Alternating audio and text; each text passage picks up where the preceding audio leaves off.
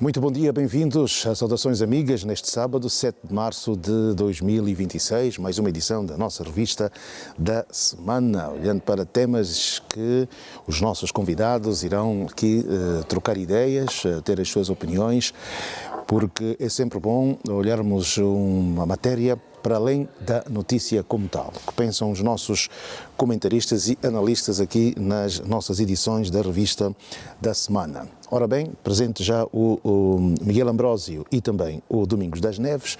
Bom dia aos dois. Bom dia, João. Bom dia, bom sábado. Obrigado, igualmente. Tudo nos trinques, como dizem aí na rua, tudo sob controle, não é? Bom dia, senhores telespectadores. É um prazer juntar-nos consigo mais uma vez. Ok. Tem ponto prévio, Domingos das Neves? Sim, era só... há um ambiente bastante desconfortável, sobretudo na zona da Mutamba, que seria o cartão postal de Luanda, onde há muita sujeira, muito lixo. Não sei qual é o problema, mas acho que o problema da sanidade, pelo menos na Mutamba, quer dizer, a diferença entre um Mosek e o centro da cidade parece que já não é muita, porque o lixo é muito e com o lixo perde-se decoro daquela parte da cidade. Então, as autoridades competentes daquela zona, penso que deviam ver, porque há todo um esforço grande de tentar mostrar uma Angola melhor, uma Luanda acolhedora, e a Mutamba é ainda um centro importante, um centro histórico. Portanto, os turistas que vêm para Angola e passam por Luanda, um dos pontos que visitam é, sem sombra de dúvida, o ponto histórico de Luanda, que está a se concentrar na Mutamba. E é contrastante com a lixeira, a sujeira que paira por ali, pelo menos estes dias. Não sei o que é que se passa, mas eu tive a oportunidade de ir por lá algum desses dias e constatei isso mesmo. E então, esperemos que todo o esforço que tem estado a fazer para passar a Angola, uma Angola melhor, uma Angola acolhedora, deve ser com a concertação também da competência profissional das pessoas e das empresas que são pagas para fazer aquele trabalho. Portanto, a limpeza precisa-se na Mutamba, ponto prévio do Domingos das Neves. Bem, avançando então, hoje a primeira abordagem tem a ver com a justiça, com o ano judicial que foi aberto há dias, portanto, com chamadas de atenção, isto é, fazendo jus a que os pobres também têm o direito de justiça, porque portanto, ser pobre não significa que a justiça para ele também seja pobre. Falou-se igualmente da corrupção da justiça, a questão da impunidade, da celeridade ligada aos processos. Miguel Ambrósio, portanto, o mais alto magistrado da nação defendeu a continuidade da luta contra a corrupção e a impunidade. Bom dia, mais uma vez, João Pinto, e um prazer estar aqui consigo e com os senhores telespectadores. De facto, tivemos uma semana que foi consagrada com a abertura do novo ano judiciário no país. Foi uma cerimónia muito linda, teve lugar no Salão Protocolar da Presidência da República e, como bem disseste, foi prestigiada por Sua Excelência o Sr. Presidente da República. Os aspectos que enumeraste realmente foram a maior nota, tiveram maior ressonância, e aqui eu quero dar nota para referir-me àquilo que foi a intervenção do Sr. Bastonário. Me pareceu alguém com um conhecimento visceral daquilo que é da administração jurídica da justiça em Angola, e as questões por ele levantadas foram depois retomadas pelo Presidente do Supremo Tribunal e que me parece que deve merecer a atenção de todos. Não faz sentido que um órgão de tamanha importância tenha uma pobreza social de tal ponto que os tribunais não tenham veículos para que esses técnicos, esses responsáveis, possam movimentar-se. Portanto, sobretudo quando se sabe que vivemos numa cidade com um clima tropical bastante hostil, não é? Bastante severo, e não faz sentido algum que pessoas ligadas à justiça, ao poder da justiça, estejam a viver na condição. Portanto, entendo que há uma responsabilidade muito grande para quem tem este direito de criar essas condições para que os tribunais, de facto, tenham condições ideais e que eles possam defender, possam resolver as questões com o maior conforto possível. Porque se não houver este conforto, dificilmente poderemos ter uma justiça isenta.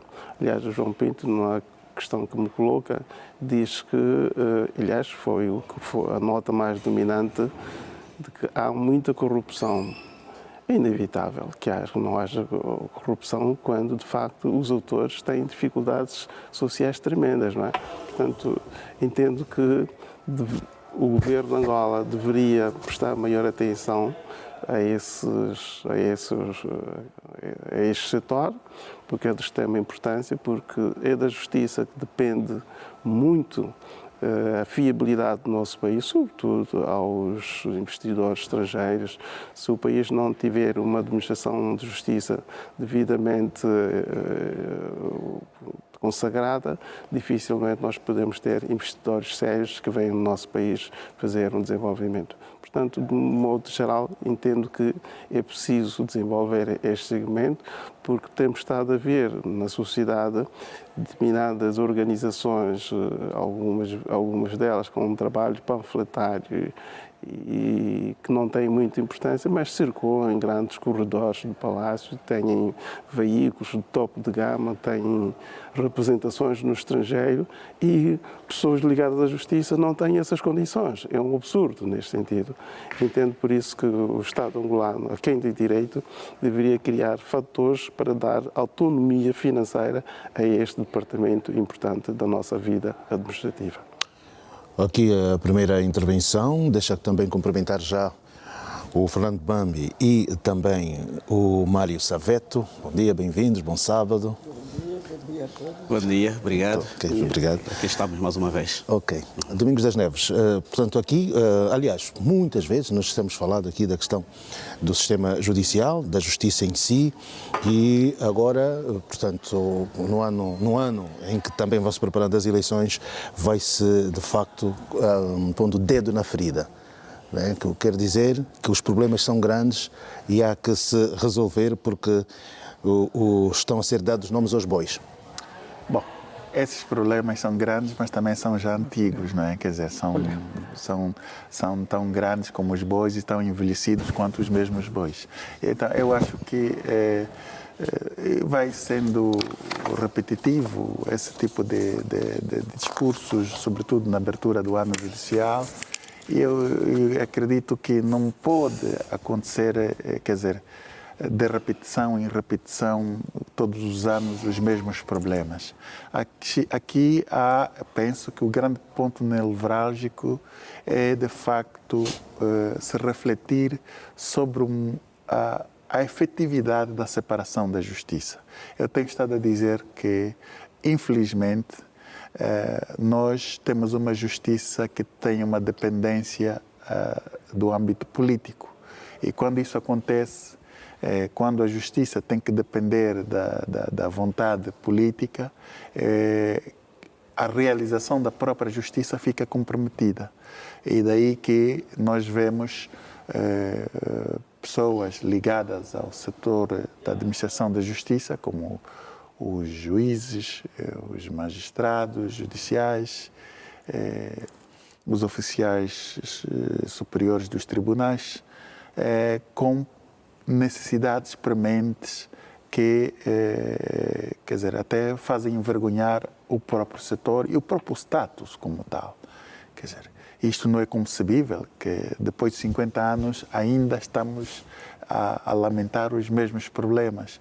E eu acho que aqui, para o bem do Estado de Direito, tem que se evitar esforços para a concretização não é impossível.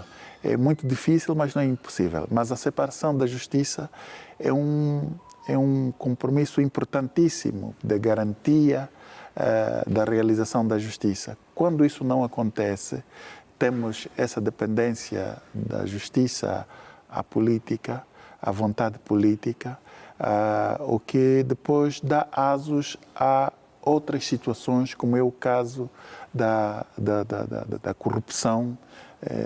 Temos notícias de sentenças que são vendidas e compradas, temos notícias de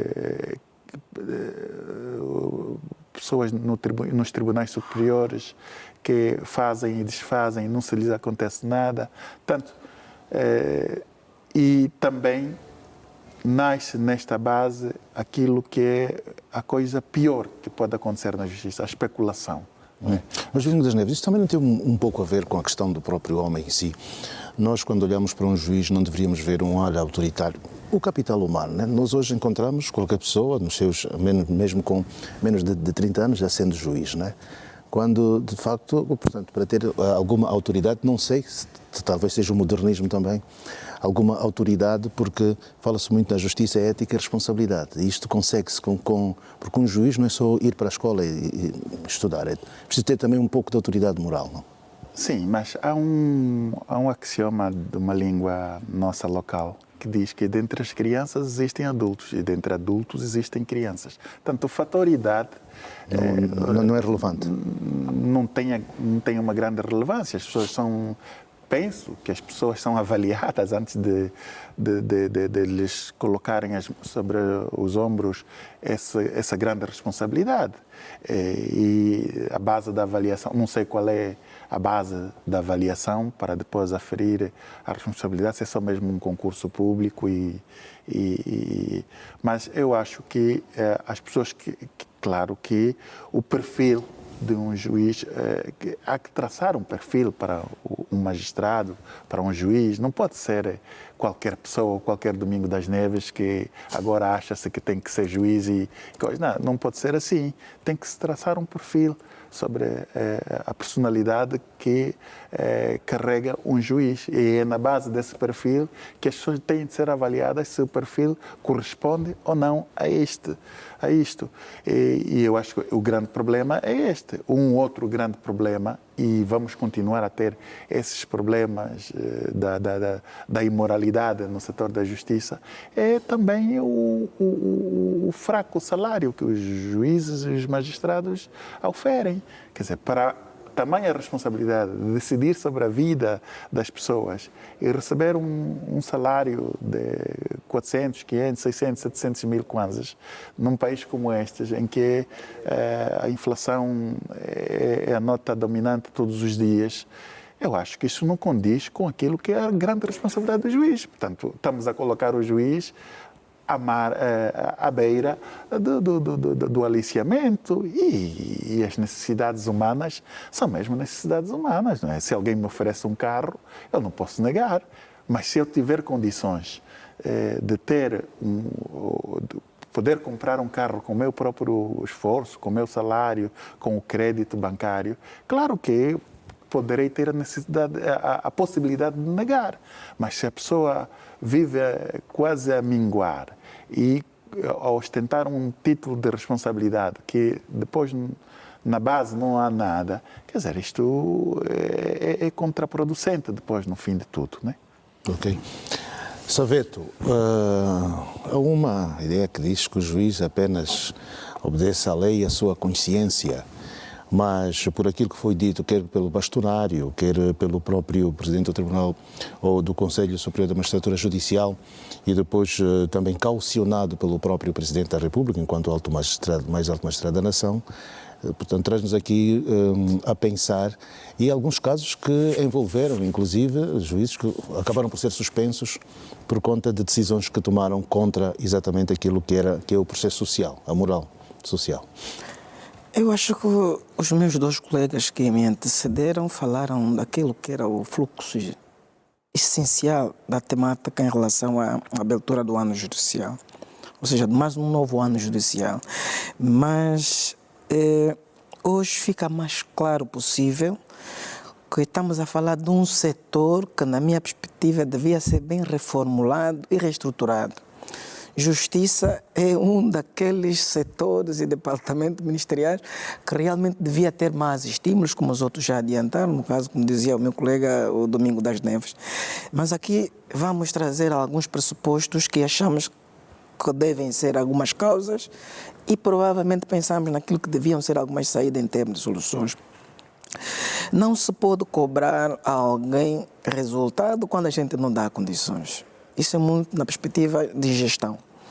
Eu acho que o nosso setor da justiça devia começar agora a pensar os desafios daquilo que é o fator. A nossa justiça em Angola ainda não é justa. Então percebemos que tínhamos que procurar mecanismos suficientes. Onde está o problema? Um dos problemas é aquele fator de capacitação. Nós também temos que ter pessoas altruístas na frente para fazer justiça. Antes que se faça, devemos ser humanos. Quem deve fazer justiça? Por isso que existem duas famosas justiças, a justiça de Deus e a justiça dos homens. Essa dos homens, tínhamos que partir pela humanização. Eu tenho de ser humano para pensar e julgar o outro. Segundo, temos que pensar nas condições daquele que vai fazer a sentença ou o julgamento. É muita vulnerabilidade. E a ideia que depois fica é o excesso de burocracia vai fomentando a corrupção. Isto é um título que a gente fala no ar, mas na prática nos diz muita coisa. Por que há excesso de burocracia? Porque não há condições de trabalho. Se imagina um agente lá da justiça ter de notificar um arguido, alguém que tenha alguma situação com a justiça, não tenha transporte, vai recorrer, por exemplo, a serviço de táxi. Às vezes também nem tem saldo suficiente para ligar. Então, fica aí um trabalho meio parado na estrada para concluir, mas o sistema devia funcionar. Depois temos que pensar, e como disse bem os dos colegas, é a situação daquilo que realmente chamamos de sustento e fundamento para a sustentabilidade. É o próprio salário. O que é que ele ganha? Para pelo menos conseguir ser humano. O que estímulo ele encontra no local de trabalho? E porque muitas das vezes até há sentenças que são abolidas, por exemplo, a impressora não tem túnel, não tem papel. Acho que isso não faz aquilo que devia ser preocupação, até porque o Estado tem verbas para tal. Acho que só devia ser um bocadinho mais reorganizado, uniformizado e também pensar na boa reestruturação. E a autossuficiência que têm os tribunais? Elas arrecadam um bocadinho fundos, aqueles monumentos que o cidadão paga à justiça, a pensar que ainda não é o suficiente, temos de perceber, mas paga-se algum elemento a favor do Estado. A própria conservadora, a identificação e outros fatores, eles arrecadam algum fundo a favor do Estado.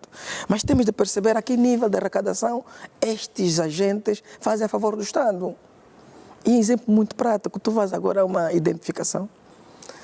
A senhora já chega, eu estou a falar aqui do capital humano, já chega às 9, 8h30, 9.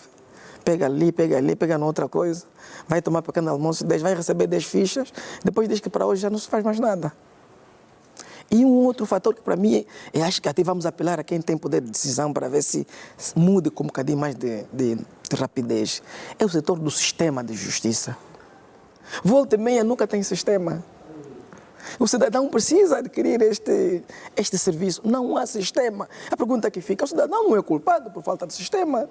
É a estrutura organizacional que devia ter essas condições primárias para fazer trabalho. Repito, só se vai conseguir resultados à volta do trabalho que pretendemos fazer quando há condições. E as condições nos dão possibilidade de arrecadarmos e trazermos mais resultados. E o impacto é daquele que realmente vai criar bem-estar e harmonia, seja para quem vai fazer o trabalho, como para quem vai ser prestado o próprio trabalho. É oportuno que se pense. Não é normal que temos vistos.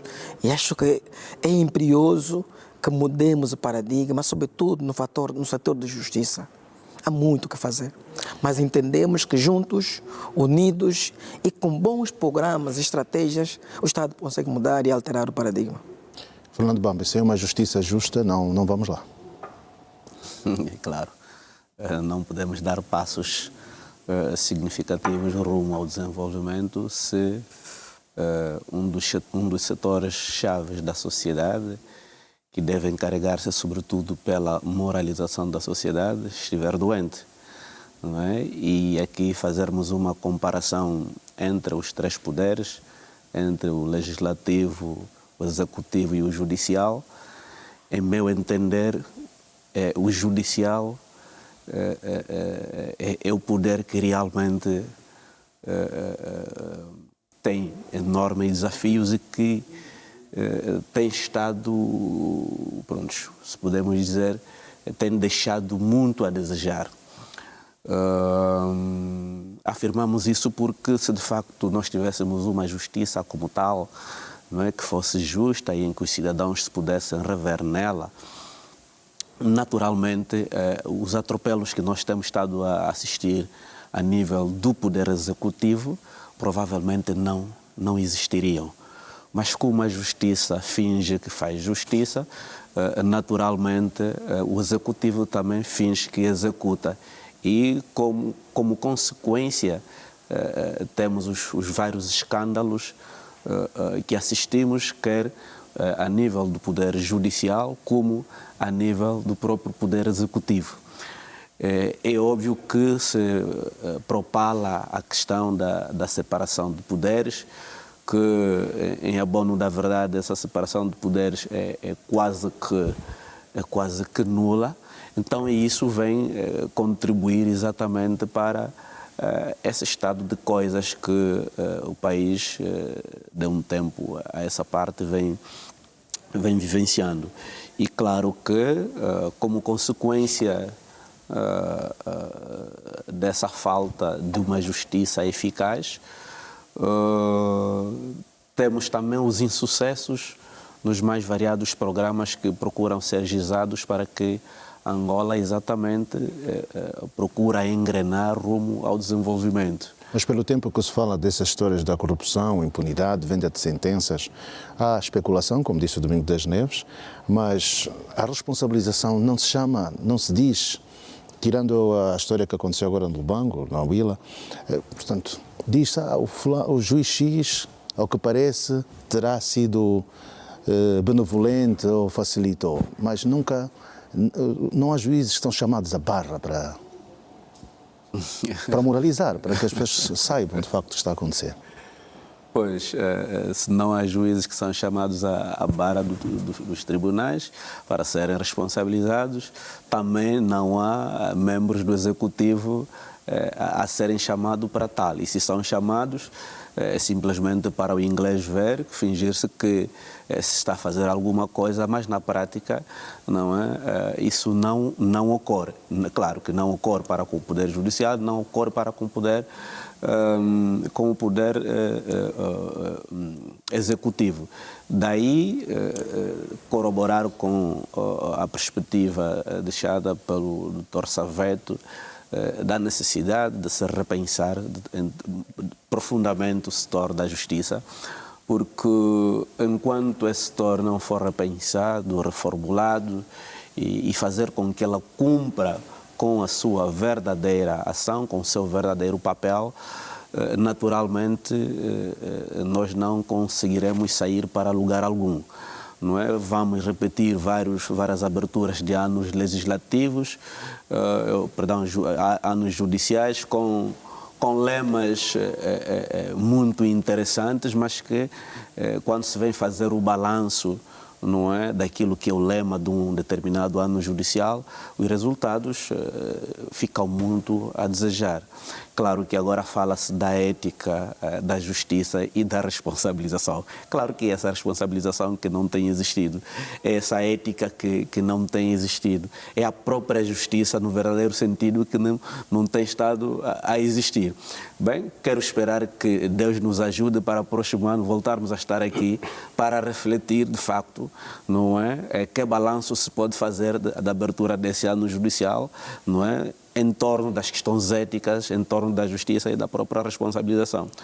Quero acreditar, pronto, não quero ser tão pessimista, mas se o momento serviu para fazer-se essa reflexão, então que se encontrem os indicadores necessários para que a justiça possa funcionar como tal e fazer com que, de facto, os cidadãos acreditem nela, não é? E concomitantemente a acontecer, naturalmente, os parceiros internacionais também poderão ter maior credibilidade e, consequentemente, aquela diplomacia que se tem gizado nos últimos tempos, a diplomacia econômica, possa dar, de facto, os frutos necessários, porque enquanto nós não tivermos um ambiente de negócios propício por conta dessas fissuras no sistema da justiça, naturalmente, nós não teremos um investimento estrangeiro de ponta que venha exatamente contribuir para o desenvolvimento que nós precisamos.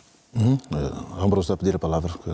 Pois, eu queria fazer alusão, embora que o Dr. Domingos das Neves tenha respondido, e muito bem, quando o João Pinto colocava a questão da faixa etária sobre um juiz jovem, a diferença de um juiz jovem e de um juiz mais crescido, mais adulto.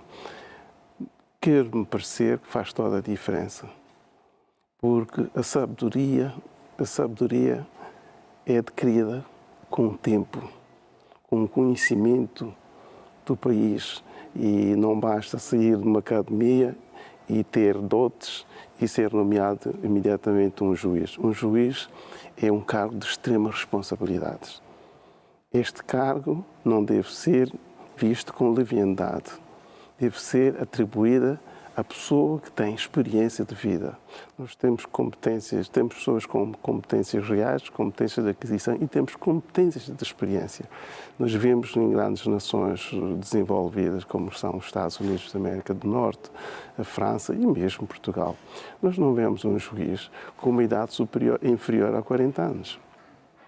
Não tenho, eu não me lembro de ter visto. Um juiz é alguém prenha de moral, prenha de experiência, com conhecimento endógeno, profícuo. Portanto, é alguém que vai tomar uma decisão. Imagine lá, toma uma decisão, como há bocado falámos, com base numa questão de corrupção. As pessoas não têm transportes, vivem numa miséria social tremenda. Vai condenar alguém, sob que teve algum tostão, uma condenação indevida. É evidente que se a pessoa for bastante adulta, tem consciência, sabe das consequências que isso há de haver, isto não vai acontecer. Eu sou posto de opinião e defendo o princípio de que um juiz tem que ser alguém, para além de ter conhecimentos da academia, deve ser alguém com uma experiência enorme.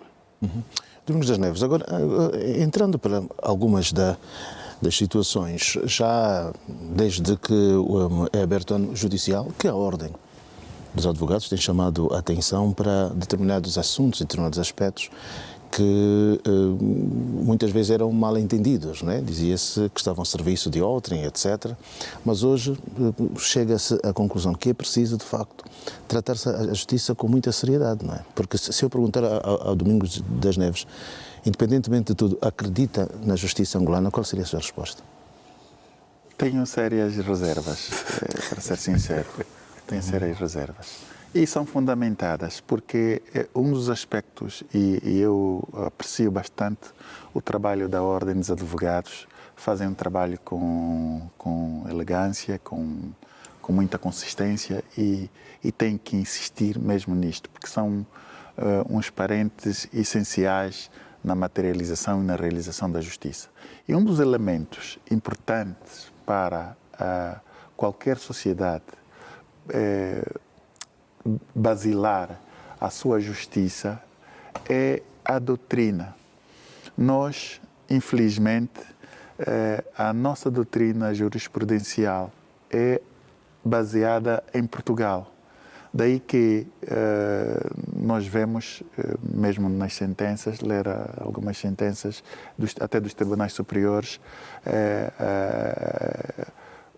as referências que fazem são aspectos doutrinários de autores portugueses. Não tem nada de mal nisto, mas já depois de 50 anos de independência, já é tempo de começarmos a pensar, a investir no nosso próprio conhecimento e a divulgar o nosso próprio conhecimento. Um direito pensado por angolanos para angolanos.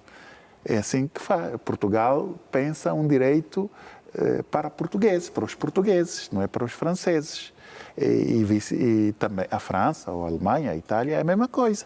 Nós somos dos poucos, se calhar existem outros países que fazem a mesma coisa, que nós pensamos o nosso direito a partir do direito português. Isto temos, é verdade, um cordão umbilical pela colonização, mas já são 50 anos. E não pode justificar, essa ligação que temos com os portugueses não pode justificar que estejamos sempre atrelados a esta visão. Aliás, peço desculpas ter cortado a palavra, por favor. só para fazer referência, eu já fiz alusão muitas vezes aqui neste programa, o excesso de confiança que o poder executivo tem em ir buscar consultores portugueses. Supostamente, porque eles conhecem de Angola, eles não conhecem de Angola. Os conheciam, tinham conhecimento tácito de Angola, foram os avós dessa geração. E os pais deles, essa geração não tem. Não basta virem cá pessoas com retórica, sabem escrever bem, falarem bem. Isto não basta. Nós temos em Angola angolanos com conhecimento profundo deste país, mas porque não estão ligados à vida política, eles estão postos de parte. Então, o Executivo tem que ir buscar essas pessoas para agregar maior valor no desenvolvimento do nosso país. Continuado. Pois, então nós temos que começar, eu penso que este é um grande ato que temos que preencher, que é o aspecto da doutrina, pensar a doutrina jurídica a partir da cabeça dos angolanos. Nós temos excelentes professores universitários, investigadores, temos que apoiar essas pessoas. O Estado tem que apoiar, as universidades privadas têm que ter fundos para apoiar esses estudos e vermos, então, depois de 5, 4 anos, nas nossas sentenças, as referências de autores angolanos. E eu acho que este problema, enquanto não se resolver, enquanto pensarmos o direito com a cabeça dos portugueses, nós nunca vamos conseguir concretizar a realização, a materialização da justiça como tal. Vamos ter sempre esses hiatos por causa disso, porque o direito não é nosso, é alheio. Nós estamos a fazer direito com um direito alheio.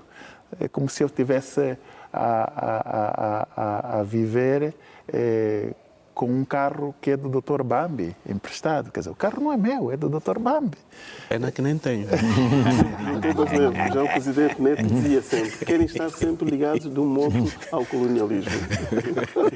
Então, eu acho que, no meu ponto de vista, este é o grande desafio que nós temos. Nós vamos fazer todos os discursos que quisermos, mas se nós não começarmos a pensar o direito, se os nossos estudantes não começarem a estudar o direito, os alunos das universidades, das faculdades de direito, não começarem a estudar o direito a partir dos autores angolanos, com todas as deficiências que tivermos, eu acho que nós vamos continuar a ter sempre esta pendência.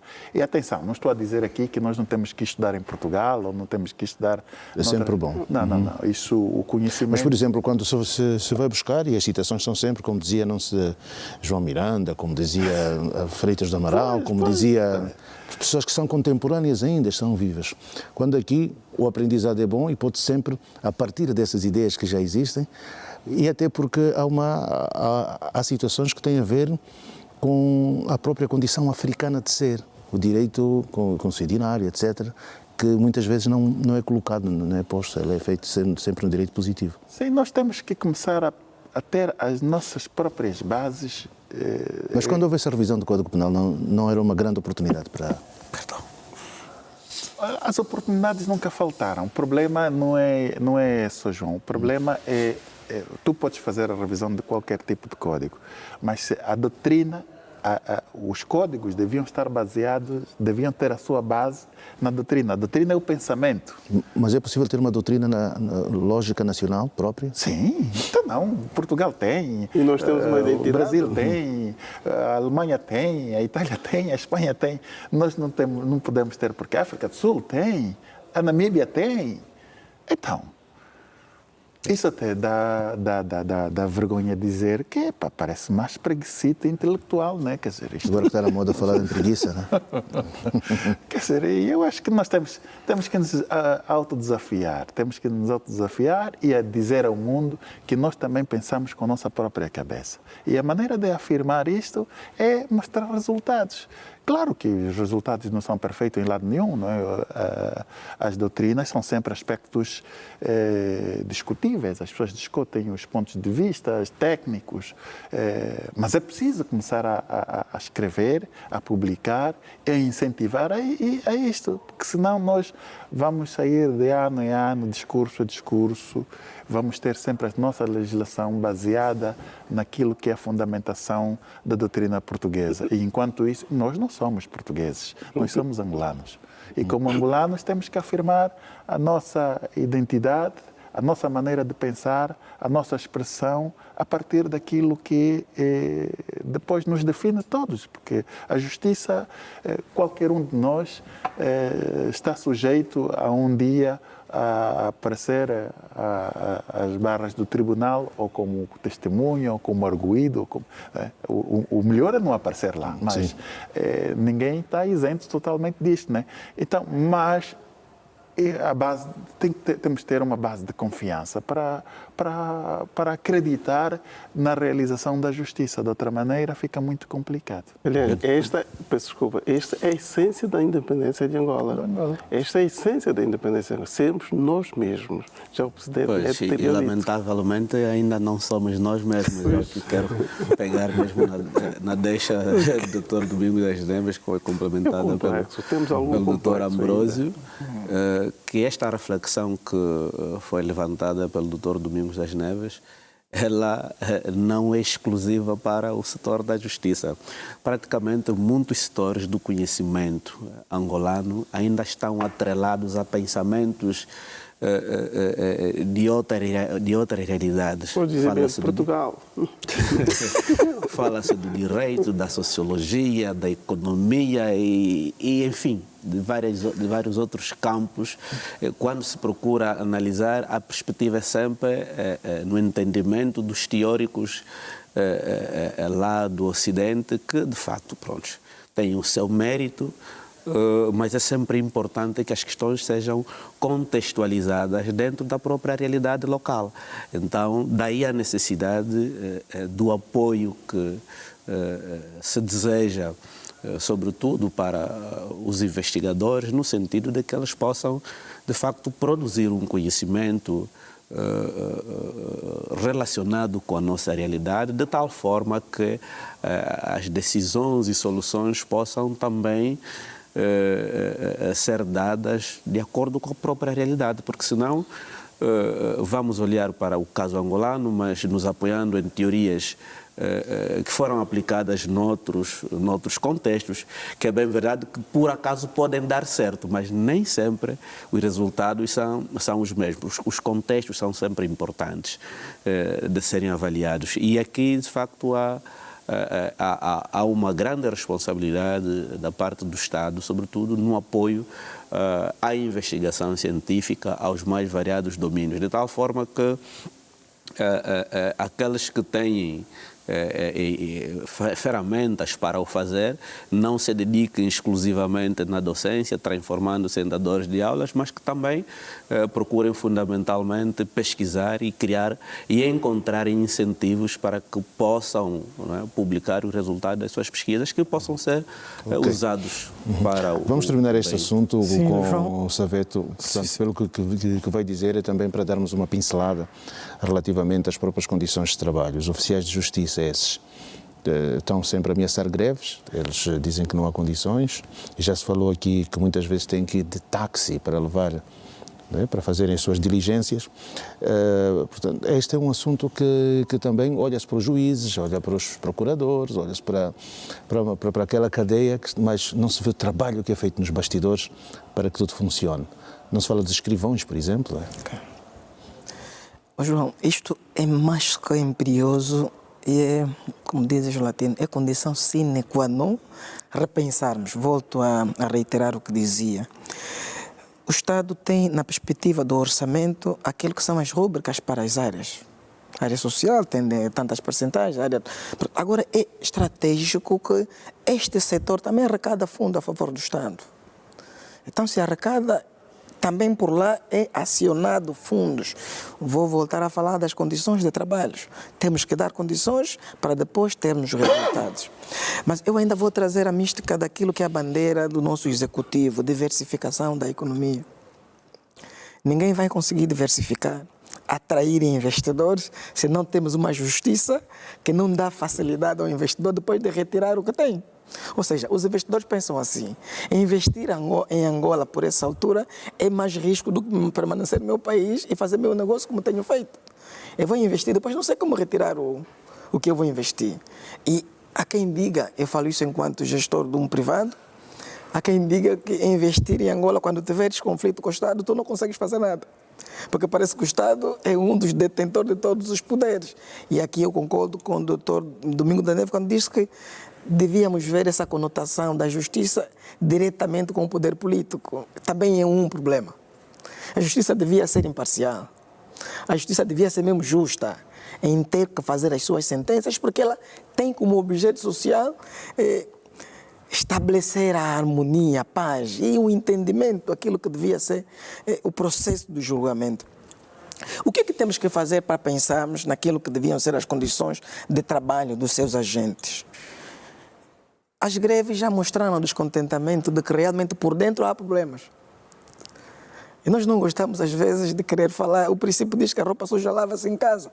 Todo o discurso que vamos fazendo vai sofrer e vai se transformar em contexto. Temos de contextualizar por que da greve. Há uma coisa que não anda bem. Não há estímulo, às vezes a motivação não é suficiente. Então, há que pensarmos no princípio da causa e efeito. Se há um efeito, é porque houve uma causa. Vamos pegar as causas. Os funcionários do Ministério da Justiça estão descontentes porque não estão satisfeitos com a remuneração que têm como salário mínimo nacional. A SJA, acho que é a associação que está a mediar com o Estado, né, em relação ao processamento da greve. Soja, obrigado. Luta muito nesta perspectiva. Os agentes do processo judicial reclamam que não há condições. E se não há condições, o que é que falta? O Estado tem que dar. O Estado tem que criar condições. E uma das condições começava, por exemplo, com o processo da diversificação. Se a justiça fosse célere, a justiça fosse justa, teríamos mais investidores e os investidores teriam pago ao Estado angolano por terem investido aqui, porque há um rendimento fruto do investimento. E este pagamento, este rendimento devia se repercutir naquilo que deviam ser as estratégias e as rúbricas para o Orçamento Geral do Estado, para aquele setor no ano a seguir ou a posterior. Depois, temos de entender que, enquanto setor sensível e chave, deve haver algum acompanhamento, alguma fiscalização ativa, efetiva, para que depois pensemos nos resultados. Quem é que fiscaliza quem? Quando um juiz, ao invés de julgar justamente, julga injustamente, quem é que fiscaliza? O conceito de descredibilização do cidadão com as instituições do Estado, que impacto isso depois vai se repercutir naquilo que é a harmonia social? O cidadão é que devia ser o primeiro agente a confiar nas instituições. Quando o cidadão não confia, ninguém denuncia. Eu, se tiver problema, não vou ao tribunal porque eu sei que não me vão resolver. Mas isso não é justo. Eu tenho que acreditar nas instituições. Eu tenho de acreditar no sistema de justiça que o nosso país tem. Então, mais do que tirarmos, como diz o copy-paste, né? O copy-paste que a gente vai tirar, essa referência que vamos tirar de Portugal, de outros países, também devemos pegar, como disse o Dr. Bambi, é só contextualizar. Vamos fazer justiça modelo angolano, com referências angolanas. Não é mal. E podemos até fazer citações de terceiros, de outros, que achamos que se contextualiza, mas vamos fazer a modelo angolano. E de que maneira isso vai mudar? O paradigma vai alterar e um dia vamos acreditar na nossa justiça e vamos fazer justiça com princípios legais que transmitam transparência, dão um rigor e criam harmonia social. Cidadão, Estado e as instituições. Obrigado. Ok. Aqui está o primeiro assunto. O Presidente da República orienta a abertura do novo ano judicial, defendendo a continuidade da luta contra a corrupção e a impunidade. Domingos das Neves. Foi criado o programa de apoio ao utente para a emissão de passaporte e carta de condução. Os trabalhos começam hoje. Durante 30 dias, levar o bilhete de identidade para aquelas pessoas que não receberam a sua documentação, podem ir lá e buscar, aí portanto, na Marginal de Luanda.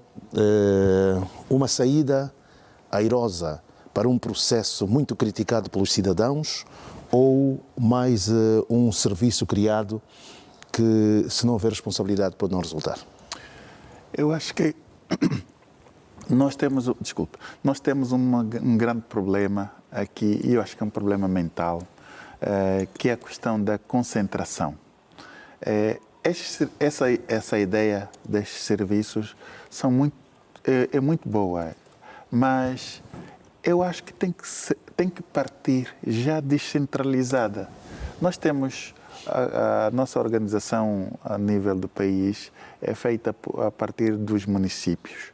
Eu acho que as pessoas vivem nos municípios, nós temos, cada um de nós, um município de referência.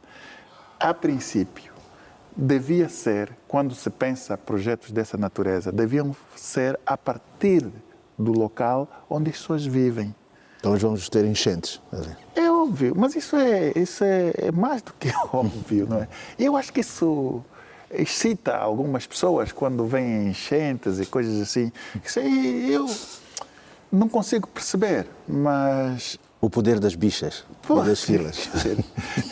É uma demonstração de autoridade, provavelmente. As pessoas, algumas são masoquistas, provavelmente, mas gostam de ver os outros a sofrer, não é? Narcisistas. Quer dizer, é um conjunto de coisas que não se consegue definir muito bem. Mas eu acho que, como eu repito, a ideia é genial.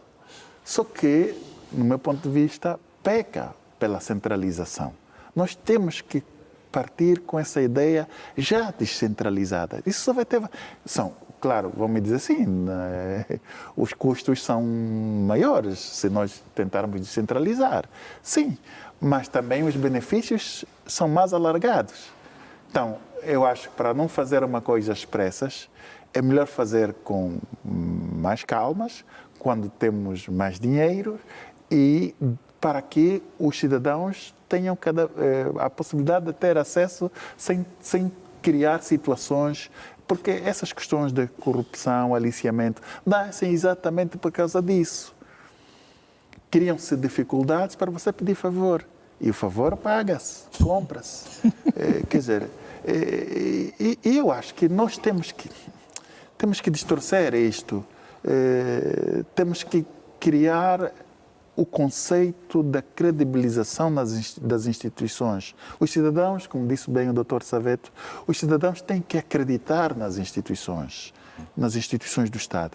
E eu acho que, no meu ponto de vista muito particular, a ideia é um pouco como se fez há pouco tempo com a questão da reinspeção dos carros, não é? Quer dizer, criaram um dispositivo de obrigatoriedade da reinspeção dos carros, mas o ponto de reinspeção era único. Imagina em Luanda, toda a gente ter que ir num único lugar para fazer a reinspeção do carro. Portanto, a ideia é boa, peca, porque o investimento deveria ser, poderia até não ser em todos os municípios, mas nos municípios de referência em que as pessoas vizinhas... Mas tem de ser mesmo em todos os municípios. Todos os municípios porque mesmo, nós somos munícipes. Não, porque a vida começa no município. É assim que se diz. Saveto, o que é que achas? Eu acho que a única coisa que temos que começar a pensar, todos enquanto cidadão, é o impacto dos programas e projetos que o Estado tem realizado. Olha, falámos há pouco tempo do Simplifica, mas na prática ainda continuamos a ver as coisas a complicar, né? Não estamos a dizer que seja má trazerem bons programas, mas o problema dos programas é temos de pensar na viabilidade para ser sustentável. A ideia de mais um daqueles projetos para massificar, redução de custos de paciência, é trazer aquilo que é sustentável. A ideia, por exemplo, como disse o doutor Domingo das Neves, de não meter só concentração em algum sítio, e eu disse há pouco tempo que o excesso de burocracia é que vai fomentar a corrupção. De um lado vamos dizer que vai estar facilitado, mas do outro voltamos a cair na monotonia da corrupção, porque vamos ter que esperar, vamos voltar às bichas, que é a cultura que fomos tendo do tempo anterior, né? Que tudo faz-se nas bichas, quando realmente não precisávamos das bichas, porque estamos a falar em 50 anos da independência.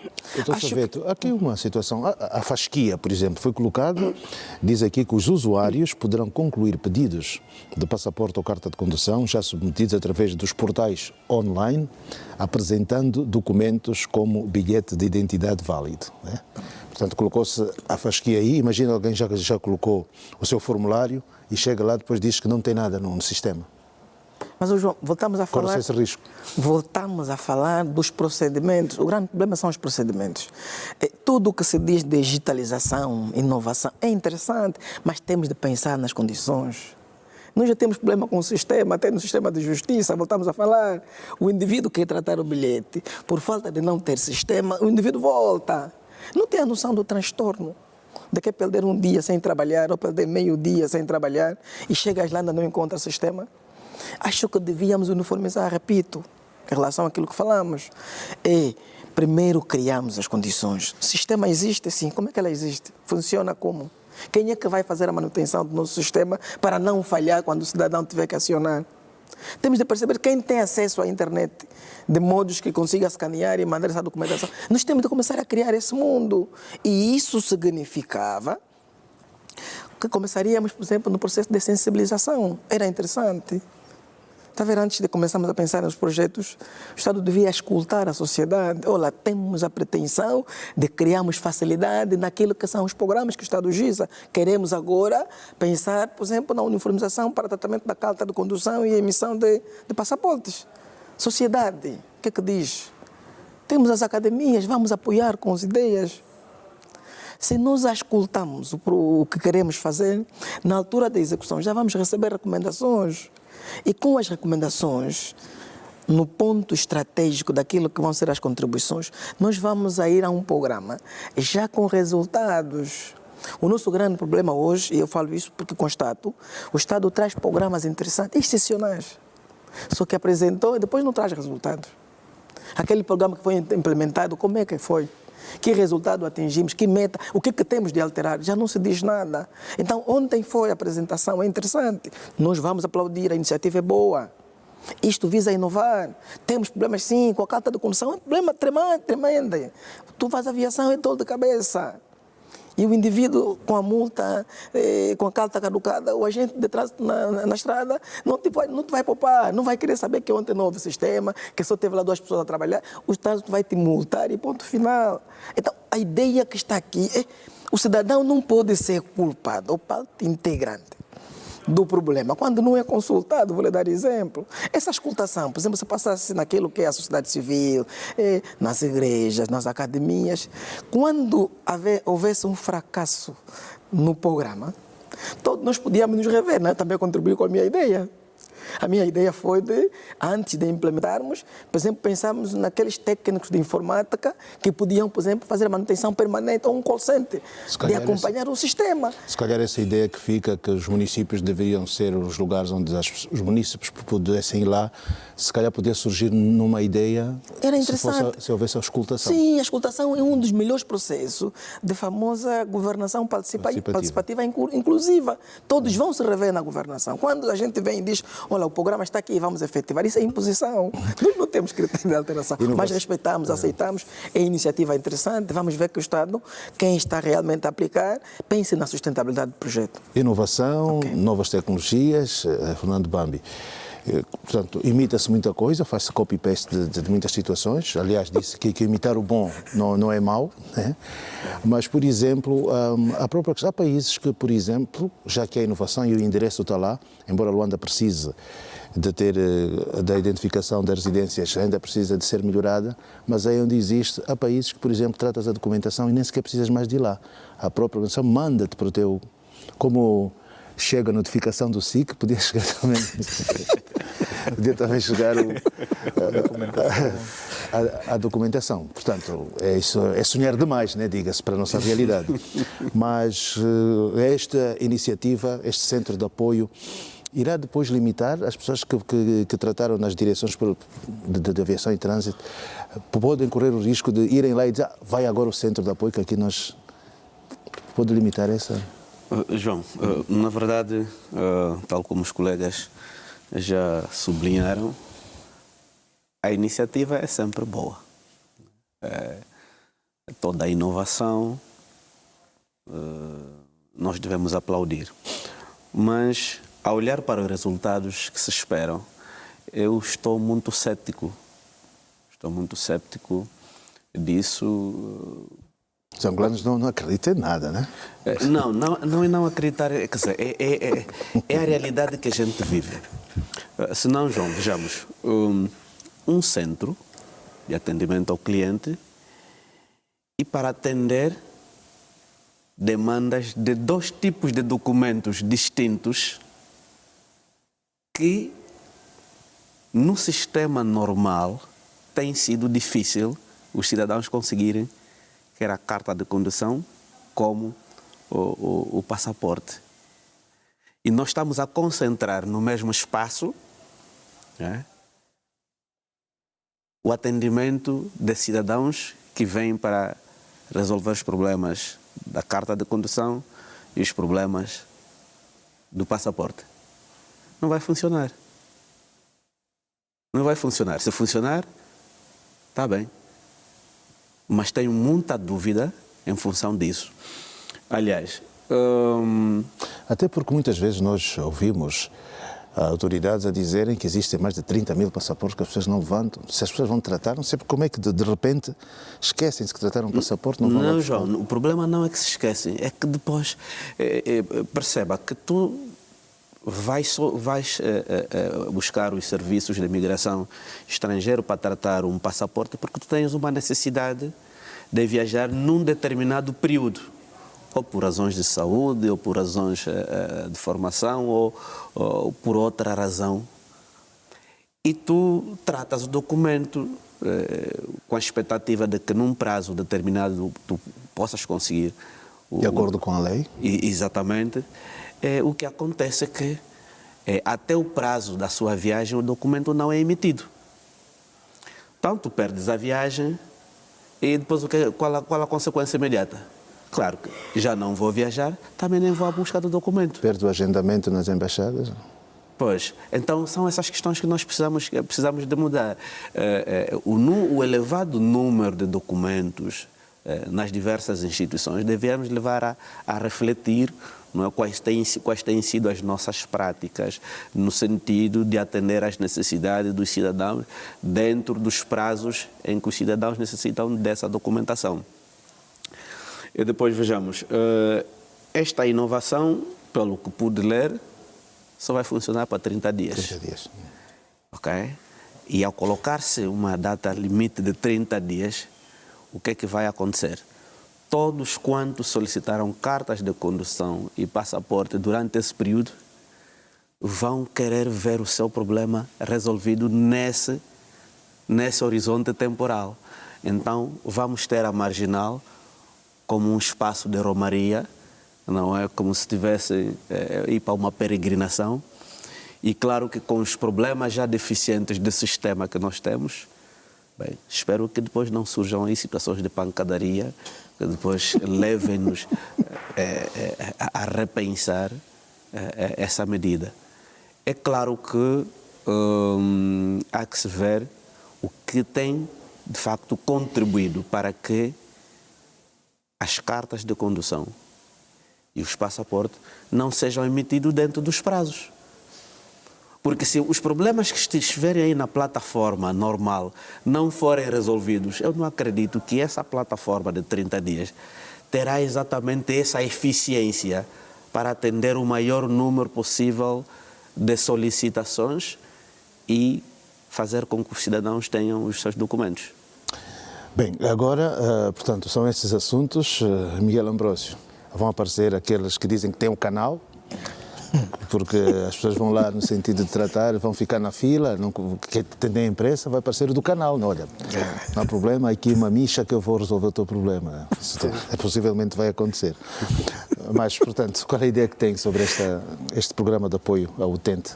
Bom, João Pinto, globalmente eu subscrevo tudo que foi dito pelos meus colegas, não estão distantes daquilo que é a minha opinião. Ainda assim, gostaria de deduzir o seguinte: vislumbro nisso que há um resquício do modelo socialista de trabalhar. Isto remeteu-me ao pensamento da antiga emulação socialista. Lembro quando havia necessidade de se acelerar um determinado serviço, fazia-se a emulação, trabalhar com maior. Portanto, nós precisamos de evoluir. Há um resquício maior da visão de uma economia planificada em que muitos dos nossos responsáveis ainda não se desapegaram. Precisamos mudar para que melhores formas mais adequadas e que, pronto, temos que criar, como disse o Dr. das Neves, os serviços devem ser feitos a partir dos nossos lugares de residência, neste caso nos municípios. Se haver essa descentralização, vai fazer com que este tipo de necessidades de acelerar a entrega dos passaportes das cartas de condução, melhor dizer, deixa de existir. Portanto, tudo isto porque há uma morosidade de fatores que já foram narrados aqui, uma falta de sistema, falta de um grande número de instituições nos municípios e faz com que o trabalho se afunila. Portanto, se nós mudarmos, desenvolvemos melhor esta atividade, acredito que não haverá necessidade de se criar situações desse género, porque o Dr. Bambi disse muito bem, vai criar um afunilado de pessoas que vão querer ver a sua situação resolvida e não poderão não encontrar a solução porque podem sair de lá mais frustrados. Mas vamos dar o benefício da dúvida. Acredito que o Ministério do Interior faz isso no sentido de melhorar a situação, melhorar o atendimento e espero que o Ministério seja bem sucedido nesta tarefa. Ora bem, vamos então fazer o nosso intervalo, daqui a pouco vamos regressar. Falamos aqui do ano judicial e deste programa de apoio ao utente para a emissão do passaporte. Semana estamos aqui a ter ideias e conversas à volta dos temas que foram aqui selecionados para este nosso sábado. Já falamos do ano judicial, já falamos do programa de apoio ao utente para a emissão de passaporte e carta de condução, que é criado pelo Ministério do Interior. Domingos também. Fernando Bambi, falou-se aqui, os aspectos aqui todos têm esse como pano de fundo, que é a consolidação da transição digital na administração pública. Fala-se da transição digital, alguns dizem que essa transição está a ser feita de uma maneira, vamos lá considerar, progressiva, mas a formação muitas vezes não possibilita com que, de facto, os resultados sejam conhecidos de imediato. Qual é a opinião que tem? Sim, João. Não só a formação, mas há uma componente muito importante nesse processo de transição digital na administração pública, que está relacionado com a componente das infraestruturas. Mas aqui é bom que se olhe para uma palavra: consolidação. Sim, atenção, consolidação. Estamos a nos referir de um processo que já teve o seu início e que exatamente entra numa fase de maturação, não é? Mas claro que é essa maturação que nós estamos a questionar, porque a consolidação da transição digital, ela ainda está muito longe de ser uma realidade, porquanto entendemos que mais investimentos são necessários, sobretudo na formação do homem, mas também, sobretudo, na componente da própria infraestrutura tecnológica. E aqui, ao falarmos da infraestrutura tecnológica, vamos também associar a questão da própria disponibilização dos serviços por conta dos chamados sistemas. Há bem pouco tempo estivemos a analisar um tema correlacionado e de facto, questionou-se a ausência do sistema em determinadas instituições estratégicas para a facilitação dos serviços por parte do cidadão. Então, enquanto não houver essa combinação perfeita, naturalmente essa transição ou essa consolidação ainda terá algum tempo para esperar. Mas claro que o fundamental são os passos que estão a ser dados, mas é importante que não se pode deixar de apostar nos investimentos, sobretudo os investimentos na formação do próprio capital humano, porque por mais que primemos pela tecnologia, mas se não tivermos o capital humano capaz de dar resposta a essas demandas tecnológicas, naturalmente teremos, obviamente, atrasos em processos e, concomitantemente, se estará a deixar insatisfeitos os cidadãos que, de facto, precisam dos mais variados serviços na administração pública. Então, é fundamental que, no que diz respeito à formação, que haja, sobretudo, também um casamento com as próprias instituições de ensino, não é? Ver, sobretudo, que programas são privilegiados para assegurar que existam continuamente capital humano capaz de dar resposta a este grande desafio que, aliás, é um desafio universal. Hoje por hoje, a digitalização constitui uma etapa muito importante para o desenvolvimento das sociedades em todos os seus processos. Aqui, portanto, essa transformação e consolidação vem exatamente por conta de memorandos estratégicos que foram assinados no Fórum do Instituto de Modernização Administrativa. Diz aqui que os memorandos visam acelerar a transformação digital, focando no reforço da conectividade de banda larga, promoção da inclusão digital e expansão dos sistemas de identidade digital. Hoje é um blackout em Luanda, né? Já é um blackout, não há energia em determinados aspectos, porque há manutenção. Quando se fala em inclusão, nós podemos falar, por exemplo, naquelas aldeias mais... Que investimento está a ser feito? Não vamos falar dos centros urbanos, mas que investimento está a ser feito nas áreas rurais para que, de facto, isso chegue lá, quando se fala de inclusão. Depois, João, aqui uma coisa interessante. Nós temos que ver hoje, por causa da famosa divisão política administrativa, que foi realmente feito.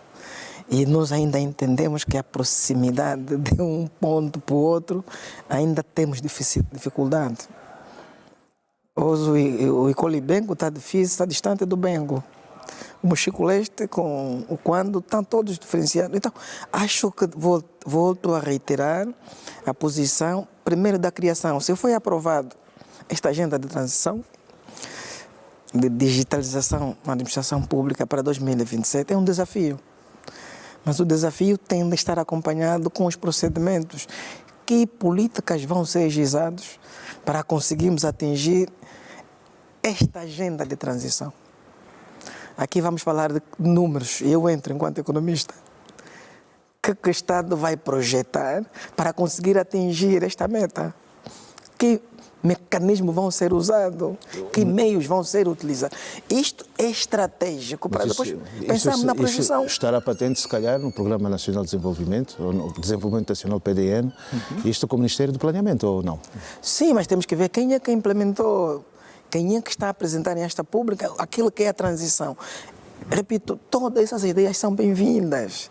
E eu acho que o nosso governo angolano, em termos de ideias e projetos, nota 100, é excepcional.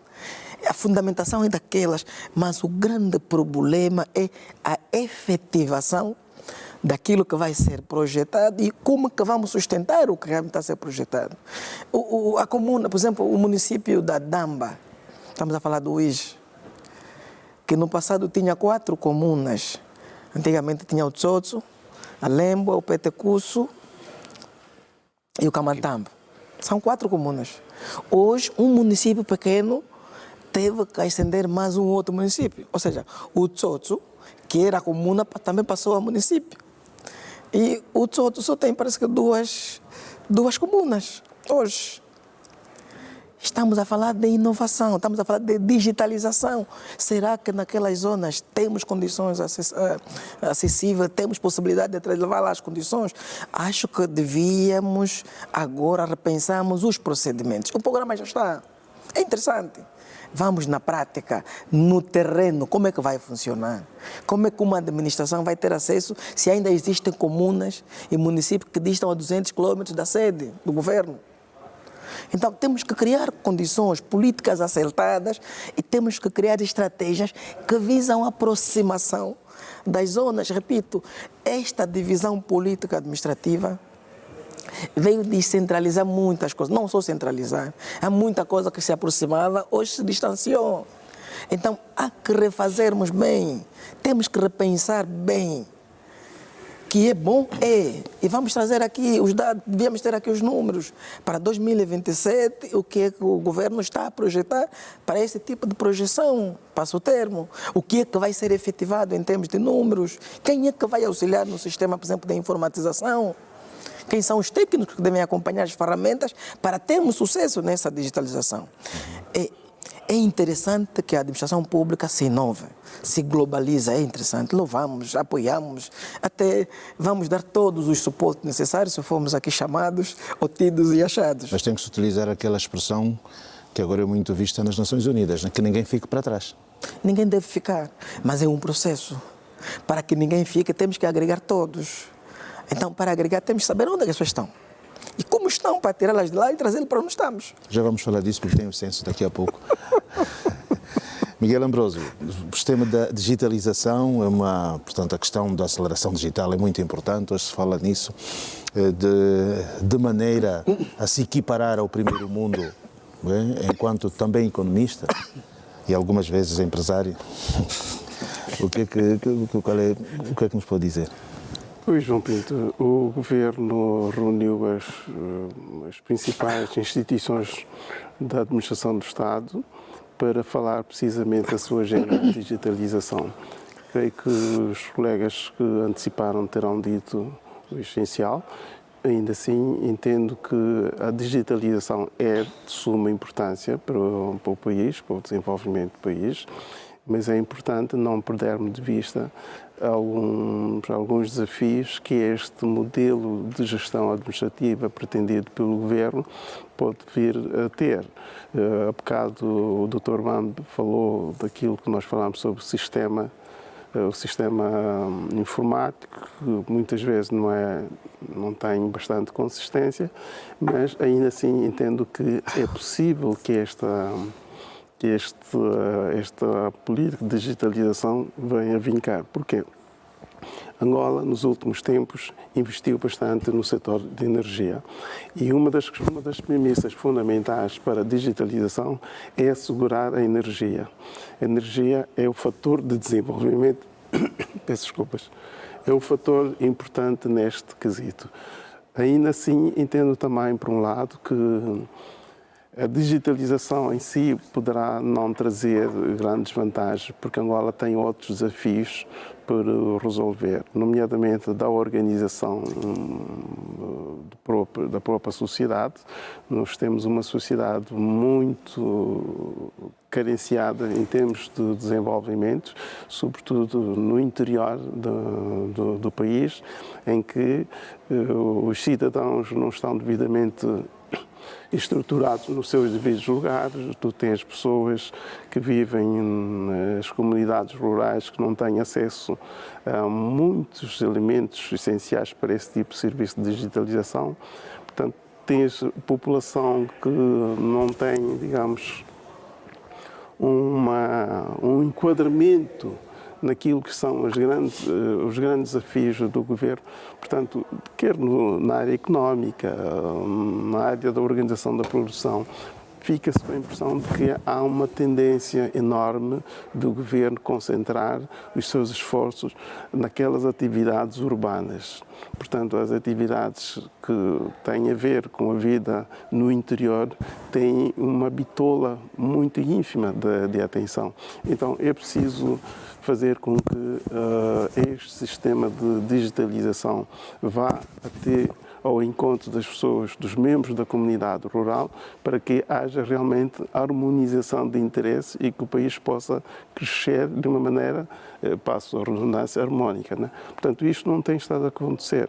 Há muitos problemas no interior. Aliás, o doutor Fernando Bande fez bem referência a isto, e é preciso que o governo focalize mais no interior. Focalize mais no interior, porque é a partir de lá onde tudo se começa. Portanto, temos estado a constatar muitos investimentos no meio urbano, e aquilo que tem reflexo nos setores produtivos tem sido uma tónica muito inferior. Então, o meu ponto de vista é de que a digitalização é importante e urge para a nossa sociedade, nós não devemos ficar por trás, mas é preciso que ela acompanhe também o outro segmento da população que vive no interior. O governo angolano, Domingos das Neves, segundo consta, tem estado a investir num programa de formação digital para capacitar mais de 80 mil trabalhadores da administração pública em parceria com a Microsoft para levar avante esse projeto. E faz muito bem. Faz muito bem, porque eu acho que este é um desafio que Angola tem e que não pode retroceder. De outra maneira, nós vamos deixar de existir no mapa das nações que contam.